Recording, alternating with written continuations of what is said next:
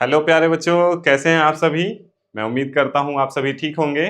चलिए फटाफट जुड़ जाइए क्लास में, फिर हम इसके बाद पैसेज आज कवर करने वाले पैसेज नंबर 8। ठीक है।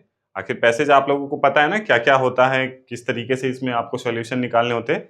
एक स्टोरी दिया जाएगा, उसी स्टोरी को पढ़ के आपको कुछ क्वेश्चंस दिए जाएंगे, उन्हीं क्वेश्चंस के आंसर आपको स्टोरी में से ही फाइंड करना होता है। इतना ईजी होता है ये। ठीक है। इंग्लिश में कुछ नहीं है, सबसे इजी जो है वो पैसेज है। इतना तो मैं आपको स्टार्टिंग से बताते हुए चल रहा हूँ, है ना। बाकी चलिए जरा देखते हैं कौन कौन से बच्चे जुड़ गए हैं क्लासेस में। फटाफट एक बार कमेंट करिए सभी। सभी को गुड इवनिंग है मेरी तरफ से। एक सेकेंड जरा देखते हैं, 1 मिनट। फटाफट देखिए, कमेंट करिए। जो भी बच्चे जुड़ गए हैं सभी को कमेंट करना है कि हाँ ज्वाइन हूं मैं। प्रियंका कुमारी गुड, यश गुड, आद्विक, आकाश घोष, शांतनु, आलिया, प्रवीण, सोनाक्षी। चलो काफी बच्चे जुड़ गए हैं वैसे। विनाश महरिया, भागीरथ। ओके, ये नए बच्चे लग रहे हैं। भागीरथ, श्रेया गुड, विनाश। ओके फटाफट करिए कमेंट। जो भी बच्चा जुड़ गए हैं क्लास में एक बारी yes sir I have done या फिर ओके, इस तरह से आप कुछ भी कमेंट कर देंगे ना तो मुझे पता चल जाएगा कि हाँ ये बच्चा जुड़ गया है। गौरव रायकुमार गुड, अरमान, वेदांश, आशुतोष, अनिकेत, बालाजी मिश्रा, कृष्णा साहू, प्रियंका सैनी, दिव्यांश पांडे, जतिन गुड। चलो काफी बच्चे जुड़ गए हैं। ऋषभ राज, देवेंद्र सिंह, अंशु परमार, लवी सिंह गुड। चलो काफी बच्चे आ गए हैं ना। जशवंत नाग। चलिए ऑलमोस्ट सभी बच्चे आ गए हैं। एक दो बच्चे अभी भी कम है, लेकिन ऑलमोस्ट सभी बच्चे आ गए हैं, बट कुछ बच्चे अभी भी एब्सेंट हैं। क्या किया जाए उन बच्चों के साथ। खैर हम तो अपनी तैयारी को पूरा कवर करेंगे ना बच्चों। एक दो बच्चे एब्सेंट हैं, आप उनकी टेंशन नहीं लीजिए। उनके पास तो रिकॉर्डिंग रहेगा ही। रिकॉर्डिंग आपको पता है ना कैसे देखना होता है। अगर कभी भी आपकी कोई क्लास छूटती है तो एक बार रिकॉर्डिंग जरूर देखना आप लोग, ठीक है। तभी आप लोग को पता चल पाएगा कि आज की क्लास में क्या हुआ था, है ना। वो जानना जरूरी होता है। बाकी हम अपने पैसेज की तरफ बढ़ते हैं। पैसेज नंबर 8 मैंने आपको लास्ट टाइम दिखाया भी था। ये पैसेज किसके बारे में है। Would packer. वुड पैकर जानते हैं क्या होता है। ये किसी भी पेड़ के अंदर बहुत आसानी से छेद कर सकता है, ठीक है। और पेड़ के अंदर छेद करके ये अपना घोंसला बनाता है पेड़ों के अंदर ही, ठीक है। तो इसी के बारे में ये पैराग्राफ दिया गया है। इस पैराग्राफ को पढ़ेंगे, इसके बाद कुछ क्वेश्चंस होंगे, उनको आपको आंसर देना है, ठीक है। पैसेज कैसे सॉल्व किया जाता है मैंने बताया ना। इसका एक टेक्निक है, आप जब भी पढ़ो कुछ इंपॉर्टेंट बातें आपको लगे उसे अंडरलाइन कर लेना। एग्जाम में इस चीज को ध्यान रखना आप लोग, ठीक है। तभी आप सिर्फ एक बार पढ़ोगे, आपको आंसर मिल जाएगा आसानी से, ठीक है। लेकिन अगर आप अंडरलाइन नहीं करते हुए चलोगे तो पैसेज में आंसर ढूंढने के लिए आपको दोबारा से शुरू से पढ़ना पड़ेगा, है कि नहीं। तो इसीलिए इस चीज को ध्यान रखना। चलो हम अपने पैसेज को पढ़ते हैं पहले। रेडी हो पैसेज पढ़ने के लिए, बताओ बच्चों। सभी रेडी है पैसेज पढ़ने के लिए। चलो ठीक है। पैसेज नंबर 8 मेरे साथ साथ आपको भी बोलना है और पढ़ना है, ठीक है। मेरे साथ बोलोगे ना। सभी रेडी हो। चलो। A woodpecker, 1 second, marker on नहीं है। ओके, व्हाइट मार्कर ऑन है। A woodpecker is kind of bird. Woodpecker क्या होता है। एक तरह का पक्षी है ये, ठीक है। जैसे कि आपको दिख रहा है ना, वुड पैकर के पास एक लंबी चोंच है, इसके ऊपर फेदर्स है ना। और साथ में इसके पंजे भी है, जिससे ये पेड़ों पे या किसी तरह से ग्रिप बना के रखता है। और पंख भी होता है कि ये उड़ भी सकता है, ऐसा नहीं है कि ये उड़ता नहीं, ठीक। तो ये किस तरह का पक्षी है। एक तरह का क्या है, एक पक्षी है ये, ठीक है। Woodpecker are found all over the world except in north and south poles. और जो ये वुड पैकर है वो पूरी दुनिया में हर जगह पाए जाते हैं, लेकिन दो जगहों पे नहीं होते, नॉर्थ पोल और साउथ पोल, ठीक है। इन दो जगहों पे ये वुड पैकर नहीं होते। ऑस्ट्रेलिया एंड न्यूजीलैंड, किन जगहों पे, ऑस्ट्रेलिया एंड न्यूजीलैंड में, ठीक है। There are over 200 different kind of woodpeckers. और पूरे दुनिया में लगभग 200 प्रकार के वुडपेकर पाए जाते हैं। The two largest woodpeckers, the imperial woodpecker and ivory billed woodpecker. ठीक है, दो तरह के वुडपेकर होते हैं, इंफेरियल वुडपेकर और ivory billed woodpecker woodpecker okay, ये दो तरह के वुडपेकर पाए जाते हैं। ठीक है, ये दो तरह के वुडपेकर होते हैं, इंफेरियल और आइवोरी। ठीक है, आर मोस्ट लाइकली एक्सटिंक्ट, और ये जो दो तरह के वुडपेकर है ना, ये लगभग एक्सटिंक्ट हो रहे, यानी कि गायब होते जा रहे। Animals that are extinct are no longer found on earth. और एक्सटिंक्ट का मतलब क्या होता है बेटा? एक्सटिंक्ट का मतलब होता है जो धरती से गायब होते जा रहे, जैसे डायनासोर्स, वो एक्सटिंक्ट हो चुके हैं, है ना। एक डोडो पक्षी हुआ करता था आज से कई साल पहले, ठीक है, वो भी लगभग गायब है पूरी दुनिया में। अब आपको वो डोडो कहीं नहीं देखने को मिलेगा। उसी तरह से और भी कई ऐसे जानवर जैसे टाइगर्स है, लायंस है, ये सभी की भी जनसंख्या धीरे धीरे कम होती जा रही है। ठीक है, तो ये धीरे धीरे एक समय के बाद खत्म हो जाएंगे, तो धरती पे वो देखने को मिलेंगे नहीं, है ना। तो उसी तरह से ये जो दो प्रकार के वुडपेकर है ना, ये दोनों भी गायब होते जा रहे हैं। ठीक है, woodpeckers have sharp bills for drilling into wood and short stiff tails. और इनके पास क्या होता है? बहुत लंबी चोंच होती है, शार्प बिल्स। ठीक है, बिल्स का मतलब होता है इनकी चोंच बहुत शार्प होती है। इससे ये पेड़ों के अंदर अपना क्या बनाते हैं? घोंसला बनाते, पेड़ों को छेदते हैं और छेद कर इसमें से क्या निकालते हैं? घोंसला नहीं बनाते, घोंसला तो बनाते हैं, लेकिन ज्यादातर इस चोंच का यूज किसके लिए करते हैं? ये शिकार करने के लिए। ठीक है, पेड़ों के अंदर छोटे छोटे कीड़े होते हैं बेटा, आपको भी पता होगा, है ना। उन्हीं कीड़ों को निकालने के लिए अपनी चोंच का भी इस्तेमाल करते हैं। स्टिफ टेल, और इनकी पूंछ भी होती है जो कि काफी बड़ी होती है। ठीक है, वुडपेकर्स ऑल्सो हैव वेरी लॉन्ग टंग, और इसके पास क्या होता है? बहुत लंबी एक जीभ होती है, उसी से ये ना कीड़ों को पकड़ के बाहर निकालते हैं। ठीक है, which help them get at insect deep within trees. और ये क्या हेल्प करती है? जीभ, मैंने बताया ना अभी आपको, इनकी जो जीभ होती है वो इनकी जुबान से भी लंबी होती है। ठीक है, जिससे वो क्या करते हैं? पेड़ों के अंदर छेद कर देंगे और अपनी जीभ उसी से बाहर निकालेंगे और कीड़े को पकड़ के बाहर खींच लेंगे। ठीक है, woodpeckers are often heard drumming loudly on trees। और वुडपेकर किस तरह की आवाज निकालते हैं? अब ऑब्वियस सी बात है, अगर मैं बोर्ड पे ऐसे ऐसे करूंगा तो टक टक की आवाज आती है ना, तो ये आवाज ये बहुत ज्यादा निकालते हैं, किससे? पेड़ को टकरा के अपने चोंच से। ठीक है, woodpeckers can even become pest if they learn to drum on siding of house.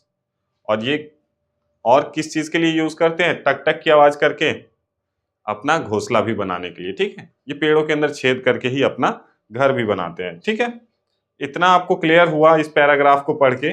Paragraph में आपको पूरा वुडपेकर के बारे में ही बताया गया है।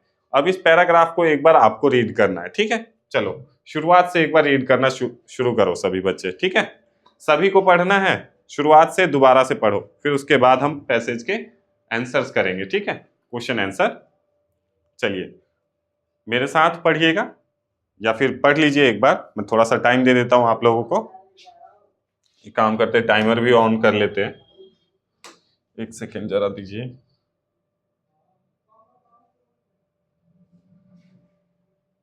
टाइमर,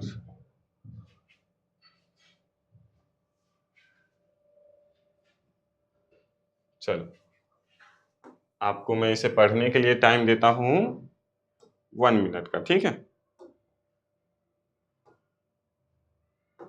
1 मिनट का टाइम है, फटाफट पढ़ लीजिए, सभी बच्चे पढ़ेंगे। और पढ़ना ही नहीं है बल्कि इसका मतलब भी समझते हुए चलना है। मैंने अभी आपको इसका मतलब समझाया पूरे पैराग्राफ का।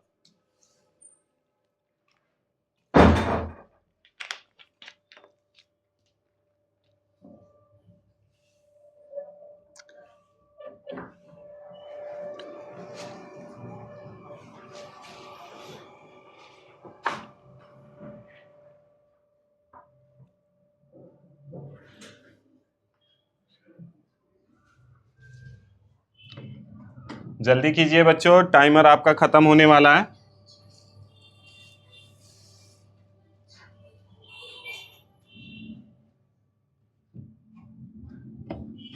देखिए ऑलमोस्ट बस 10 सेकेंड बचे हैं।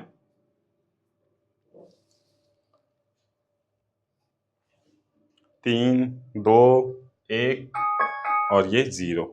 सभी बच्चों ने उम्मीद करता हूं पढ़ लिया होगा इसे, है ना। अब हम अपने क्वेश्चन आंसर्स पे चले बच्चों, बताओ रेडी हो क्वेश्चन आंसर के लिए? बताइए बच्चों, सभी रेडी है ना? अंशु परमार रेडी हो? देवेंद्र सिंह, ऋषभ राज, सक्षम, आराध्या तिवारी, आशीष कुमार, ओके, यश राज, कृष्णा साहू, बालाजी, अनिकेत, आशुतोष, वेदांश, अरमान, ओके, आद्विक, शांतनु पटेल, गुड, आलिया प्रवीण। चलो पैसेज के लिए रेडी हो ना? अब ये पूरा पैसेज आप लोगों ने पढ़ा, इसका मतलब समझा कि आखिर क्या था इस पैसेज में। कुछ इंपॉर्टेंट पॉइंट्स थे जिन्हें आपको अंडरलाइन भी करते हुए चलना था, ठीक है। अभी आप अंडरलाइन नहीं कर पा रहे हो, लेकिन जब एग्जाम में बैठोगे ना तो क्वेश्चन आपके सामने होगा, उसको आप बीच बीच में अंडरलाइन करते हुए चलना, ठीक है। तभी आप चीजों को समझ पाओगे, ठीक है। जैसे एक एग्जाम्पल के तौर पे देता हूँ, a woodpecker is kind of bird, ये हमने अंडरलाइन कर लिया। मान लीजिए ये हमें लग रहा है कि हाँ थोड़ा सा इंपॉर्टेंट है, बर्ड है, ठीक है। Woodpecker are found all over the world except in the north pole and south pole. इसको भी आपको लग रहा है कि हाँ ये थोड़ा सा इंपॉर्टेंट है, तो इसे भी अंडरलाइन कर लिया। They are over 200 different kind of woodpecker, तो ये 200 को भी हमने अंडरलाइन कर लिया कि 200 प्रकार के होते हैं, ठीक है। और 2 प्रकार के ऐसे वुड पैकर्स है जो कि इस दुनिया से एक्सटिंक्ट होते जा रहे, यानी कि गायब होते जा रहे, इसको हमने अंडरलाइन कर लिया है ना। तो इसमें कुछ वर्ड्स ऐसे हैं जो कि हमें याद रखने हैं, ठीक है। तो अब चलिए, जो अंडरलाइन हमने किया उन्हीं तरह से, उन्हीं में से हो सकता है कि कोई क्वेश्चन पूछा गया हो, ठीक है। अब चलो, आपके सामने पैसेज 8 आ गया और यहाँ हम अपना टाइमर रखते हैं और क्वेश्चन को पढ़ते हैं कि आखिर ये क्वेश्चन क्या है ना। क्वेश्चन पढ़े, मेरे साथ साथ आप भी पढ़िए। Why do would packers have long tongues? आखिरकार वुड पैकर्स के पास लंबी जुबान क्यों होती है, लंबी जीभ क्यों होती है, ये बताइए। So they can drum on trees, क्या वो अपनी जीभ से ड्रम बजाते हैं। To get at insect on the ground, क्या वो धरती पे गिरे हुए मतलब इंसेक्ट्स को उठाने के लिए जीभ होती है। To get at insect within trees, या फिर पेड़ों के अंदर से कीड़े को निकालने के लिए होती है। टू ईट सीड्स, या फिर बीजों को खाने के लिए उनके पास लंबी जुबान होती है। बताइए, टाइमर आपको देता हूं मैं, 40 सेकेंड्स इज इनफ, है ना। वही बट 45 दे देते हैं, चलो 45 सेकेंड्स दिए आपको, फटाफट अब इसका आंसर दीजिए। ऑप्शन ए, बी, सी और डी, क्या होगा इसका सही आंसर, जल्दी बताओ। टाइमर आपका चल रहा है बच्चों, बताइए। पैसेज में ही आपको आंसर मिल जाएगा, या फिर अभी एक बार ही पढ़ा हमने उसी टाइम आपको समझ आ गया होगा कि आखिरकार वुड पैकर के पास जीभ क्यों होती है। ड्रम करने के लिए तो बिल्कुल नहीं होती है ना। बाकी आगे आप बताइए, मैं आपको टाइम दिया है।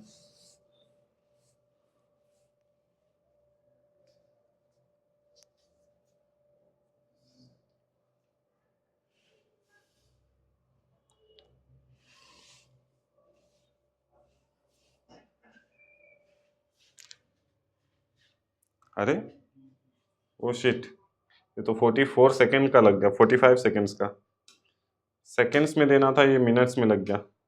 चलो कोई नहीं, एक काम करते हैं, इतनी देर में तो हमारी क्लास ही खत्म हो जाएगी, है ना। सेकेंड्स की जगह एक्चुअली गलती से मैंने मिनट वाला टाइमर ऑन कर दिया था, ध्यान भी नहीं दिया मैंने उस पर। चलो कोई नहीं, बाकी अब आंसर की तरफ बढ़ते हैं। आखिर इसका आंसर है कहाँ, लेकिन एक सेकेंड जरा मैं आंसर आप लोगों के चेक कर लूँ। ओके, शिवन्या गुड, सादाफीफ good, Vaibhavi good, Shantanu okay, Anshu Parmar good. चलो काफी बच्चों ने सही आंसर दिया, लवी सिंह गुड। चलिए अब इसका आंसर राइट क्या है? ऑप्शन बी राइट है क्या? पहले आप लोग से पूछते हैं, बी राइट है? नहीं ना, बिल्कुल गलत। धरती से तो इंसेक्ट वो वैसे भी निकाल सकता है ना? लेकिन जो उसके पास लंबी जुबान है ना, उसको नेचर ने किस लिए दिया है? ताकि वो पेड़ के अंदर से इंसेक्ट्स को निकाल सके। सिंपल सी बात है ना, पेड़ को वो अपने पहले पेने नुकीले चोंच जो होती है उनकी, ये चोंच हो गई मान लीजिए, इससे वो ड्रिल कर रहा है एक पेड़ के अंदर, और फिर उसके बाद वो अपनी जीभ से क्या करेगा? इंसेक्ट को पकड़ के बाहर निकाल लेगा। और जीभ जो होती है ना उनकी बहुत स्टिकी होती है, चिपचिपी होती है, जिससे वो कीड़े को आसानी से चिपका लेती है। ठीक है, क्लियर? तो इसका राइट आंसर कहाँ है बताओ? ऑप्शन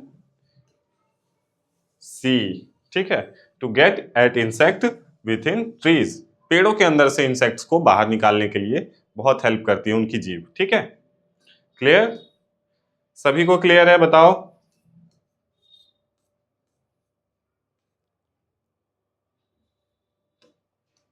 चलो अब क्वेश्चन नंबर 2 की ओर बढ़ते हैं, है ना? क्वेश्चन नंबर 1 तो हो गया हमारा, अब क्वेश्चन नंबर 2 करते हैं। क्वेश्चन नंबर 2 क्या है? When do woodpeckers sometime become pest? When they become extinct, when they drum on houses, when they eat eat food, और when they visit feeders। अब आप ये बताइए कि when do woodpeckers sometime become pest, आखिरकार कब वुडपेकर पेस्ट करते हैं, यानी कि कीड़ों को कब पकड़ते हैं, ये बताइए। पेस्ट का मतलब होता है कीड़े मकोड़ों को भगाने का काम करते हैं ना, उसे कहते हैं पेस्ट। काफी बार आपने पेस्ट कंट्रोल का नाम सुना होगा, जो कि कीड़े मकोड़े भगाने वालों को हम कॉल करते हैं कि हाँ हमारे घर में बहुत कीड़े हो गए, कॉकरोच हो गए, तो पेस्ट कंट्रोल वालों को हम बुलाते हैं। ठीक है, तो हमारे घर में अगर मान लीजिए मच्छर भी है, तो भी पेस्ट कंट्रोल वाले आते हैं हमारे घर में, धुआं कर जाते हैं, है ना? आपने देखा होगा काफी बार ऐसा, जो बच्चे शहरों में रहते हैं उन्हें पता होगा, धुआं करने वाले आते हैं और पूरे घर में गलियों में धुआं धुआं करके जाते हैं, वो पेस्ट कंट्रोल वाले होते हैं। तो उसी तरह से कब वुडपेकर पेस्ट करते हैं ये बताइए, मतलब कीड़े मकोड़ों को निकालते हैं। व्हेन दे बिकम एक्सटिंक्ट, जब वो गायब होने वाले होते तब एक करते हैं, या फिर when they drum on houses, या फिर वो घरों में जब खुदाई कर रहे होते हैं। व्हेन दे ईट सूट्स, जब वो खाना खाने जाते हैं तब, या फिर व्हेन दे विजिट फीडर्स, उनको कोई खाना खिलाने आता है तब वो पेस्ट करते हैं। बताइए ऑप्शन ए, बी, सी और डी। टाइमर आपका चालू है, इस बार मैंने 45 सेकेंड्स का ही टाइमर लगाया, उस टाइम 45 मिनट का लग गया था। चलो टाइमर आपका स्टार्ट हो गया है, फटाफट इसका आंसर करिए, जल्दी कीजिए। ऑप्शन ए, बी, सी और डी।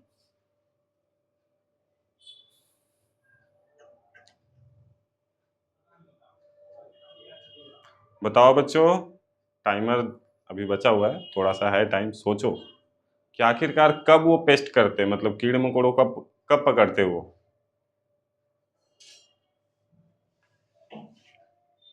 जब उन्हें क्या होती है, भूख लगेगी या फिर खाना खाने का मन करेगा, तभी ना। तो इसका राइट आंसर क्या है? Option C, when they eat suet. ठीक है, जब वो खाना खाने जाते हैं तब उससे क्या करते हैं? पेस्ट करते हैं, यानी कि बिकम पेस्ट, कीड़े मकोड़े पकड़ते हैं तभी। ठीक है, चलो क्लियर। अब चलिए आगे बढ़ते हैं, पैसेज नंबर, पैसेज नंबर 8 तो चल ही रहा है, क्वेश्चन नंबर 3, है ना? 3 क्वेश्चन में क्या है? Woodpecker are not found in dash, यहाँ पे मान लीजिए आपको डैश दिया गया है, तो आप ये बताइए आखिरकार वुड पेकर किस जगह पे नहीं पाए जाते? South pole, Australia, New Zealand, all of this. South pole, Australia, New Zealand, all of this, बताइए इनमें से कौन सी जगह पे ये नहीं पाए जाते, वुडपेकर नहीं पाए जाते? इस पैराग्राफ को पढ़िए, आपको आंसर मिलेगा। ठीक है, ऑप्शन ए, बी, सी और डी, आखिरकार कौन सी ऐसी जगह है जहां वुडपेकर नहीं है? ठीक है, चलिए आपका टाइमर मैं ऑन कर दिया हूं, फटाफट आपको आंसर देना है, ऑप्शन ए, बी, सी और डी। बताइए बच्चों।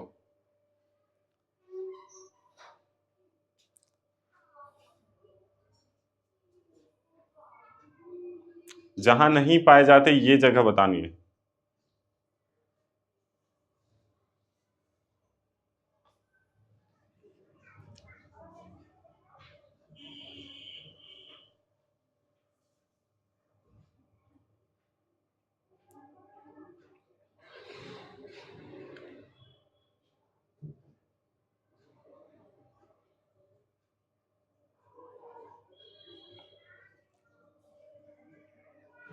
बताओ बच्चों, लीजिए टाइमर आपका खत्म हो गया। अब आप इसका राइट आंसर कहाँ है, आप पहले एक बार ना पैसेज को पढ़ो। A woodpecker is a kind of bird, woodpecker are found all over the world except, यानी कि इसको छोड़कर कुछ ऐसे जगह है जिन्हें छोड़कर वो ऑल ओवर वर्ल्ड में पाए जाते हैं। और जिन जगहों को हमने छोड़ा वो कौन कौन से हैं? North pole, south pole, Australia and New Zealand. तो यहाँ आपको ऑप्शन देखने कि आखिर यहाँ ऑप्शन कौन कौन से दे रखे हैं। साउथ पोल, तो साउथ पोल में भी नहीं पाए जाते, ठीक है। ऑस्ट्रेलिया, यहाँ पे भी नहीं पाए जाते, ठीक है। इसके बाद आती है न्यूजीलैंड, न्यूजीलैंड में भी नहीं पाए जाते। तो चौथा ऑप्शन हमारे पास क्या दिया हुआ है? ऑल ऑफ दिस, यानी कि ये तीनों, इन तीनों जगहों पे वुड पैकर्स नहीं पाए जाते, ठीक है। तो राइट आंसर कौन सा है? Option D, all of this. काफी बार इस तरह के भी क्वेश्चन आ जाएंगे बेटा, ठीक है। अब यहाँ पे क्या पूछ लिया आपसे कि कौन कौन सी जगहों पे वुड पैकर नहीं पाए जाते, तो ऑस्ट्रेलिया में भी नहीं है, साउथ पोल में भी नहीं है, न्यूजीलैंड में भी नहीं है, ठीक है। तो क्लियर है, इसका राइट आंसर कौन सा है? ऑल ऑफ दिस, ठीक है। क्लियर? बताओ बच्चों, क्लियर है सभी को? फिर हम आगे बढ़ते हैं क्वेश्चन नंबर 4 की तरफ, ठीक है। चलो क्वेश्चन नंबर 4 को स्टार्ट करते हैं।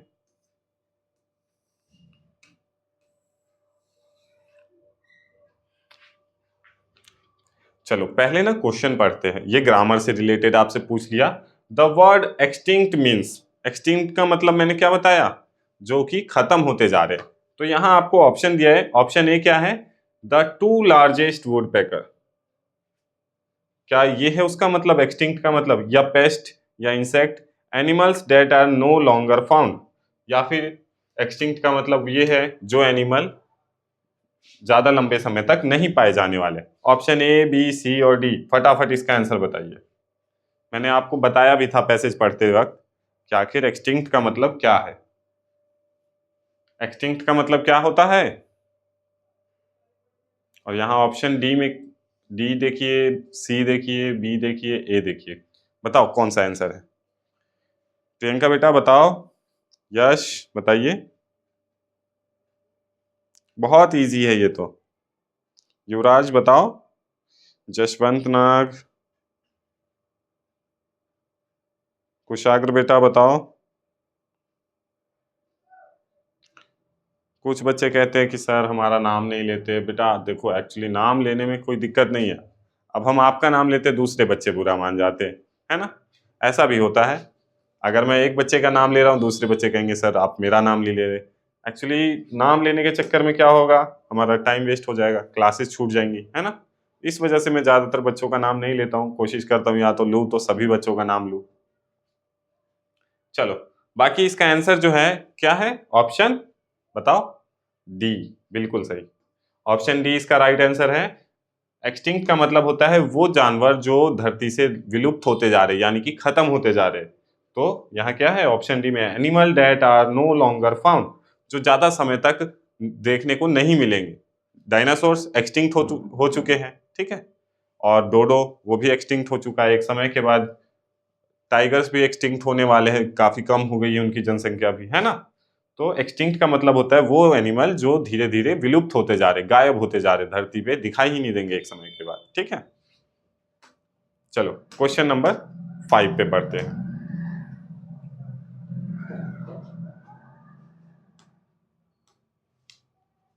Woodpeckers use their sharp bills for flying high, drilling wood, sitting on the tree's branches और drinking। ऑप्शन ए, बी, सी और डी।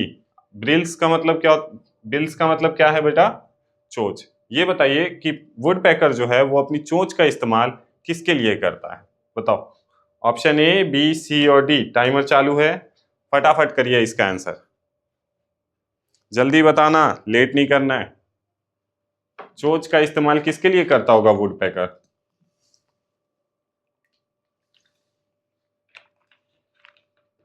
ज्यादा ऊंचा उड़ने के लिए करता है, या फिर पेड़ों में ड्रिल करने के लिए, या फिर मतलब पेड़ों के ऊपर बैठने के लिए, या फिर पानी पीने के लिए? किसके लिए वो अपनी चोंच का इस्तेमाल करता है?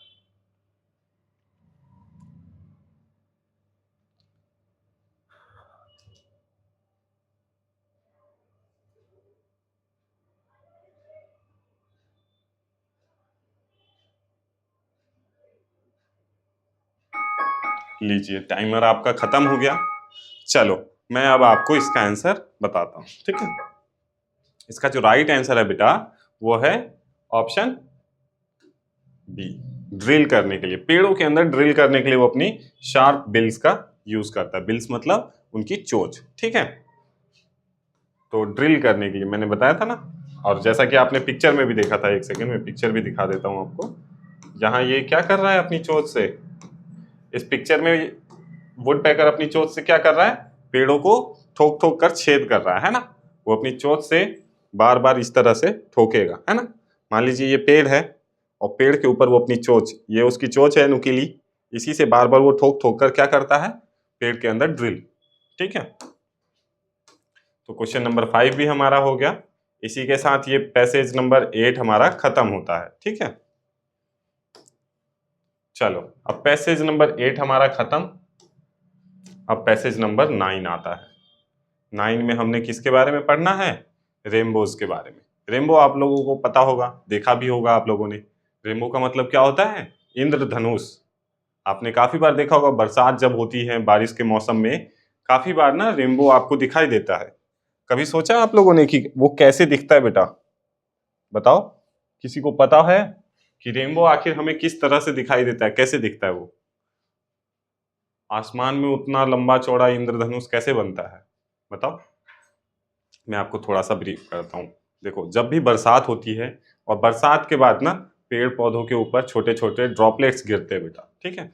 फिर जब बरसात खत्म होने के तुरंत बाद ही अगर धूप निकल रही है तो चांसेस है कि जो छोटे छोटे ड्रॉपलेट्स है उनसे सूरज की रोशनी ना रिफ्लेक्ट करती है बेटा, ठीक है।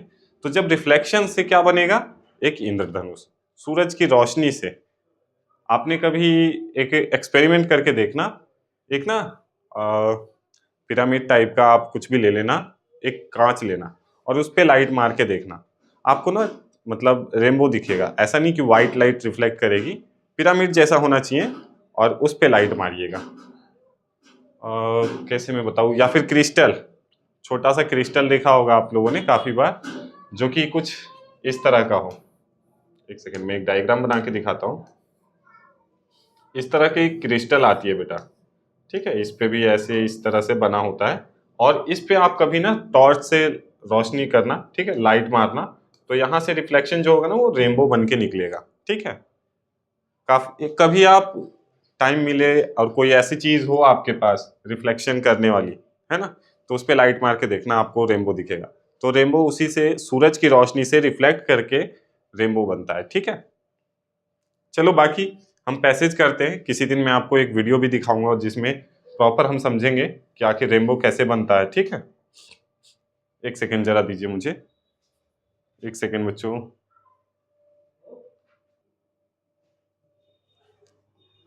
एक सेकेंड बस, पानी पी के आ रहा हूं मैं।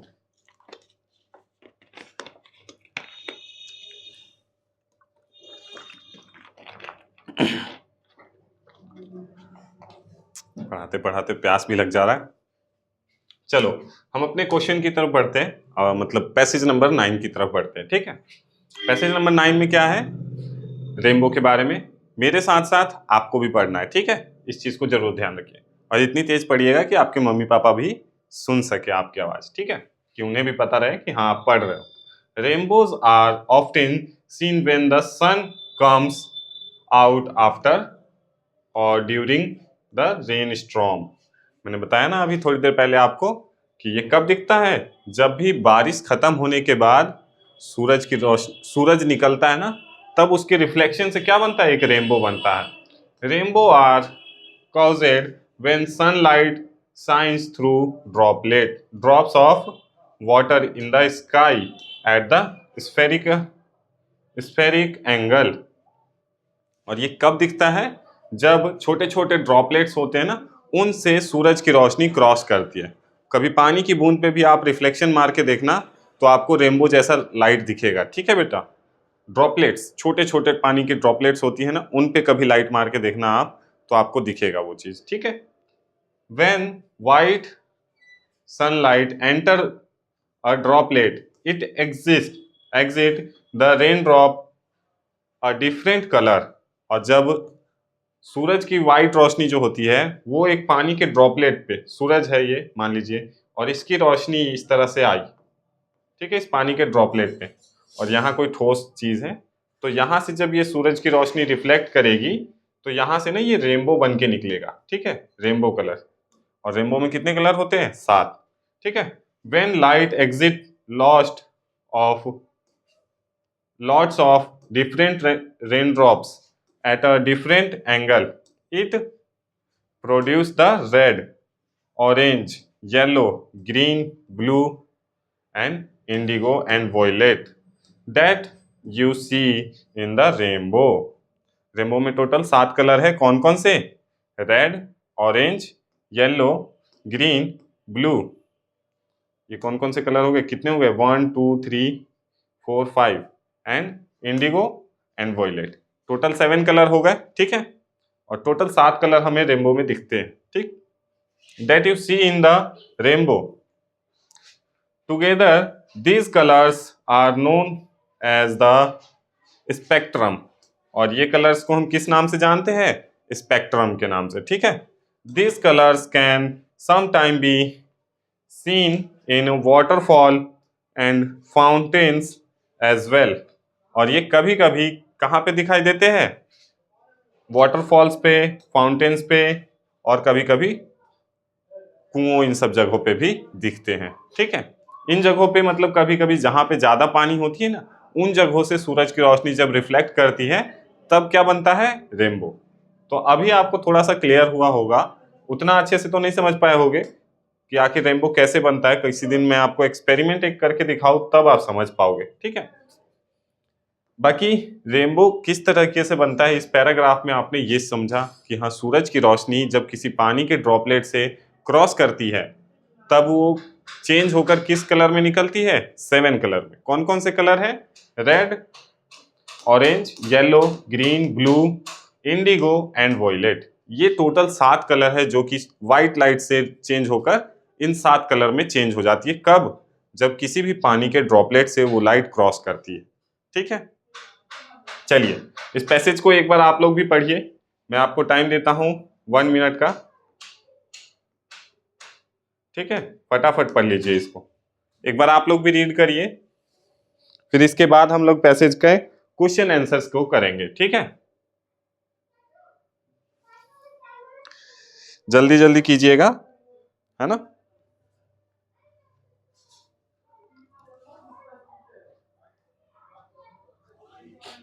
टाइमर खत्म होने वाला है, जल्दी जल्दी करो बच्चों। जतिन बेटा पढ़ रहे हो ना या नहीं? आशुतोष पढ़ो, कृष्णा साहू, प्रियंका सैनी, सभी को पढ़ना है। दिव्यांश पढ़िए बेटा, ऋषभ राज, देवेंद्र सिंह, आराध्या तिवारी, आशीष, लवी सिंह बेटा पढ़िए। टाइमर आपका खत्म होने वाला है, आई मीन हो गया, आप लीजिए,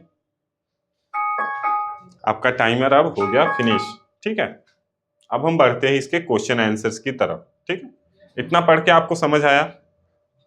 अब इसमें जो इंपॉर्टेंट पॉइंट्स थे वो आपने समझे होंगे कि आखिर इसमें से कौन कौन से क्वेश्चंस हो सकता है कि क्वेश्चन में पूछे जाए, ठीक है। चलो अब सबसे पहले आपके सामने क्वेश्चन नंबर 1 आता है, ठीक है।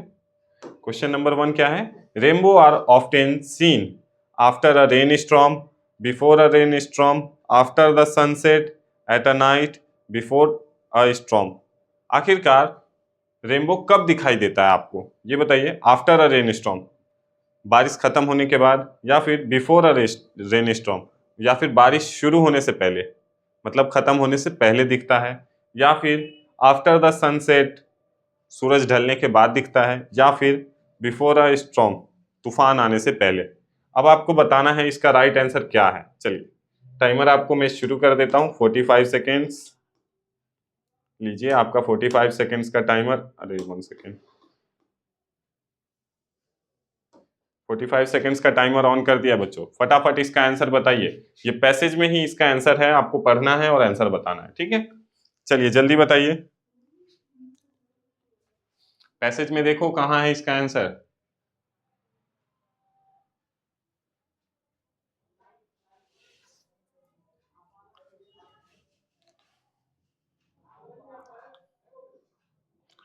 पैसेज का पहला लाइन जिन बच्चों ने ध्यान से पढ़ा उसे आंसर मिल गया होगा। गुड, कुछ बच्चे सही आंसर कर रहे हैं। फटाफट फटाफट कीजिए आप लोग भी, जिन बच्चों ने कमेंट नहीं किया जल्दी करिए। बताइए क्या होगा इसका राइट आंसर। लीजिए, आपका टाइमर भी खत्म हो गया। चलो अब मैं आपको बताता हूं कि आखिर इसका राइट आंसर कहाँ है और कैसे निकला। आपने पहली लाइन पढ़ी होगी, the sun comes out after और ड्यूरिंग अ रेन स्टॉर्म। ये तो हमने पढ़ा, rainbow are often seen when the sun comes out after और ड्यूरिंग अ रेन स्टॉर्म। कब रेनबो दिखता है? जब सूरज कब निकले, बरसात होते टाइम या फिर बरसात खत्म होने के बाद। अगर इस दो टाइम पे बरसात शुरू हो मतलब बरसात हो रही है उस टाइम पे भी अगर सूरज निकल जाता है ना तो काफी बार आपको रेनबो देखने को मिलेगा। और कभी कभी क्या होता है कि बरसात खत्म होने के बाद जब सूरज निकलता है तब आपको देखने को मिलता है। तो यहाँ पे मतलब सन कम्स आउट आफ्टर और ड्यूरिंग अ रेनी स्टॉर्म तो यहाँ कहीं ऑप्शन ही नहीं है, आफ्टर है ना। तो ऑप्शन ए जो है वो बिल्कुल सही है, after a rain storm. Rainbow are often seen after a rain storm. Okay, जब बरसात खत्म हो जाती है तब आपको क्या देखने को मिलता है? रेनबो। क्लियर? सभी बच्चों को क्लियर है ऑप्शन ए? चलो ठीक है, क्वेश्चन नंबर 2 की तरफ बढ़ते हैं। क्वेश्चन नंबर 2 क्या है, पढ़िए। Rainbows are produce when light exit many raindrops and different angles. The sun causes a rainstorm. The spectrum causes a rainstorm. The sun comes out after a storm. बताइए क्या होगा इसका सही आंसर। रेनबो आखिरकार कैसे बनता है ये बताना है आपको। The light exit many raindrop at a different angle. कब? जब सूरज की रोशनी कब क्या होती है, छोटे छोटे रेन ड्रॉप से एग्जिट करती है। तो अलग अलग ड्रॉपलेट्स होती है ना, बहुत सारे ड्रॉपलेट्स, उनसे जब एग्जिट करती है डिफरेंट डिफरेंट एंगल से तब रेनबो बनता है। या फिर सन कॉजेज अ रेन ड्रॉप, या फिर सूरज की वजह से, ठीक है, या फिर spectrum causes a rain drop rain storm, या फिर the sun comes out after a storm, या फिर मतलब तूफान के बाद सूरज निकलता है तब बनता है। बताइए राइट आंसर क्या होगा। आपको पैसेज में पढ़ा होगा आप लोगों ने, एक बार फिर से पढ़िए और बताइए इसका राइट आंसर क्या होगा। 45 सेकंड्स का टाइमर चल रहा है आप लोगों को, बताइए।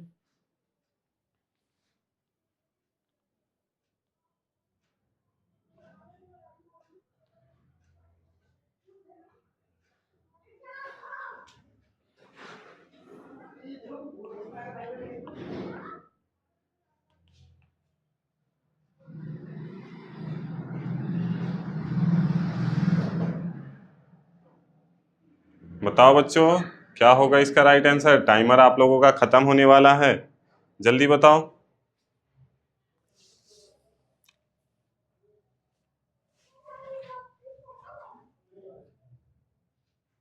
लीजिए आपका टाइमर तो खत्म हो गया। अब इसका राइट आंसर क्या है मैं आपको बताता हूं, ठीक है। पहले ना पैसेज को ही ध्यान से पढ़ो, ठीक है। यहाँ पे आपको दिया हुआ है, when light exit lot of different raindrops at a different angles, it produce the red, orange, yellow, green, blue, indigo and violet that you see in a rainbow। तो क्या होगा इसका राइट आंसर, देखिए, light exit lot of different raindrop at a different angles. ये option दिया हुआ है क्या इसमें? बिल्कुल, ऑप्शन ए ही सही आंसर है। Light exit many raindrops at a different angle, ठीक है। क्या होता है, सूरज की जो रोशनी होती है वो जब क्या करती है रेन ड्रॉप्स पे, मतलब बरसात की जो बूंदे होती है उनसे जब डिफरेंट डिफरेंट एंगल से क्रॉस करती है तो अलग अलग तरह के कलर बनते हैं। कौन कौन से कलर है? Red, orange, yellow, green, blue, indigo, violet. ये कलर्स तब उनसे रिफ्लेक्ट होकर बनते हैं, ठीक है। और उसी से हमें क्या दिखाई देता है? रेनबो। क्लियर? बताओ बच्चों, क्लियर है सभी को?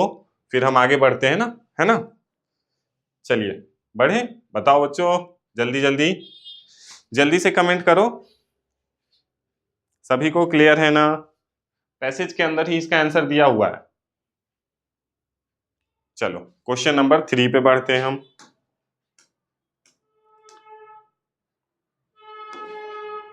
Question number 3, okay. चलिए क्वेश्चन नंबर 3 क्या है, पढ़िए। Which one of the following is a synonym of the word specific.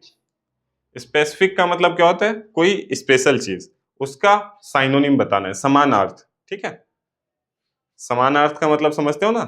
जैसे फादर और डैड, मॉम या मम्मी, कुछ भी बोलो, लेकिन है तो एक ही मतलब ना। तो वही वर्ड आपको बताना है, स्पेसिफिक का साइनोनिम वर्ड। बताओ क्या? एग्जैक्ट, जनरल, कॉमन और सिमिलर। बताइए बच्चों जल्दी से इसका आंसर। ऑप्शन ए, बी, सी और D. Okay, 1 second, timer on करना मैं भूल गया। जल्दी से बताओ क्या होगा स्पेसिफिक का।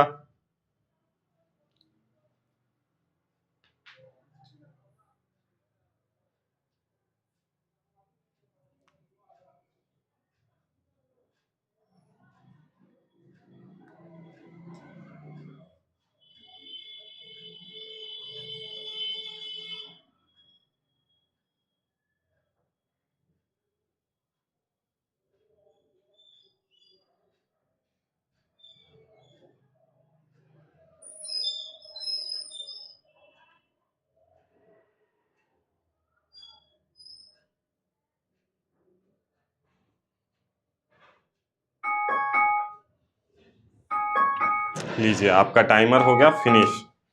स्पेसिफिक का राइट आंसर क्या है? ऑप्शन ए, बी, सी और डी। बताइए, थोड़ा सा और टाइम देता हूं आप लोगों को, जल्दी से बताओ इसका answer.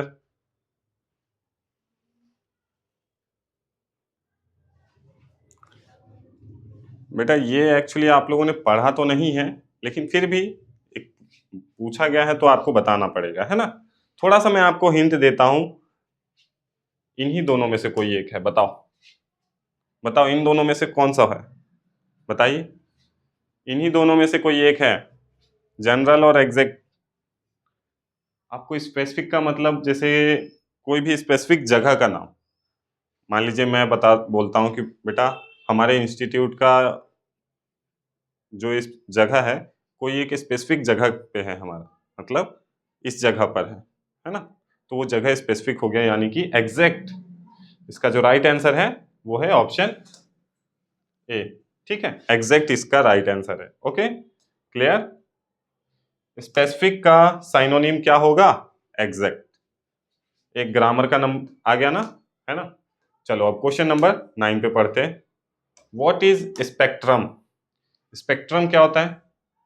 Bright part of the rainbow, entire colour of rainbow, indigo and violet and sunlight.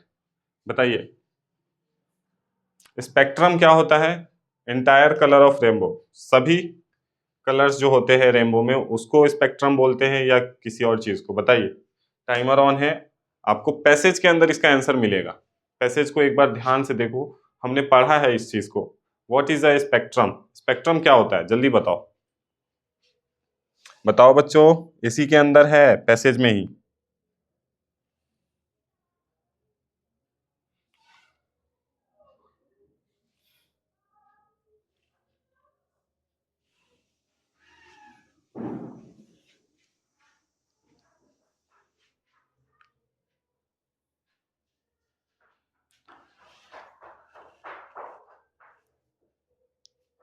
Timer खत्म होने वाला है, बताओ बच्चों।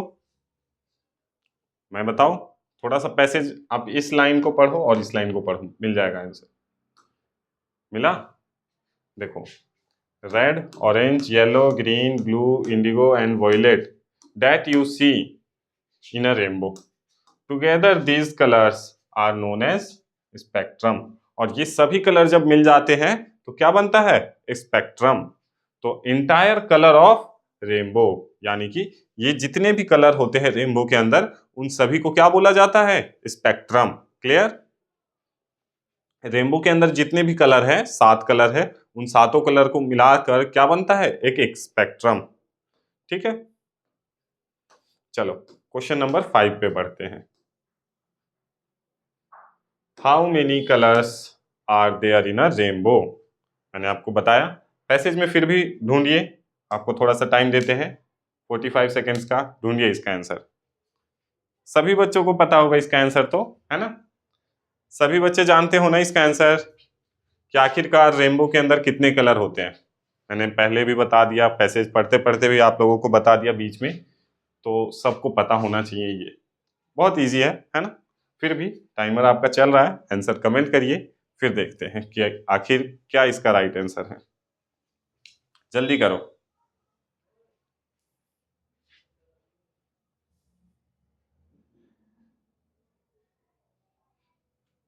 टाइमर खत्म होने वाला है, फिर हम आंसर बताएंगे आपको। लीजिए, टाइमर आपका फिनिश। तो कितने कलर है? 6? बिल्कुल नहीं, गलत, 7।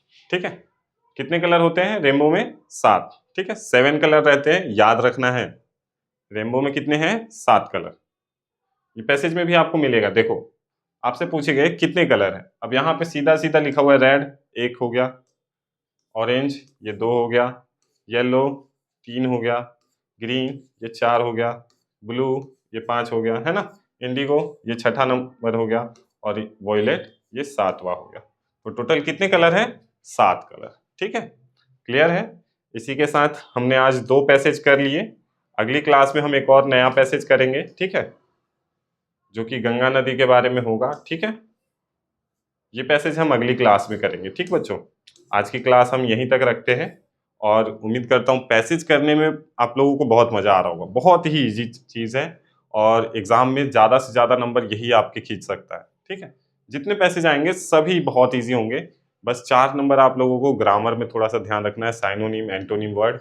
ठीक है, साइनोनिम का मतलब होता है समानार्थक, एंटोनिम का मतलब होता है अपोजिट वर्ड। इस चीज़ में कंफ्यूज नहीं होइएगा कभी भी।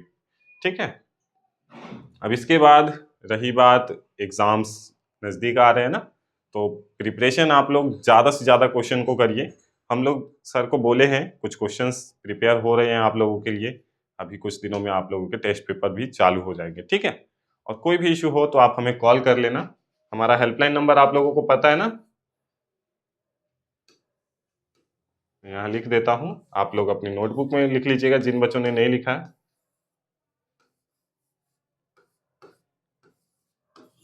ये 4 है बच्चों, मैं 4 ऐसे लिखता हूँ, कुछ बच्चे ऐसे 4 लिखते नहीं, मैं एक्चुअली इस तरह से 4 लिखता हूँ। ठीक है, इस चीज़ को ध्यान रखिएगा। 70 11 84 11 00, 84 का मतलब 70, यानी कि 70 11 84 11 00। इस नंबर पे आप हमें कॉल कर लीजिएगा अगर कोई इशू हो तो। ठीक है, चलिए बाकी मिलते हैं हम लोग अगली क्लास में। अगली क्लास के लिए रेडी होकर आइएगा, फिर से हम एक नया पैसेज करेंगे उसमें। ठीक है, चलो बच्चों, फिलहाल के लिए बाय। ठीक है।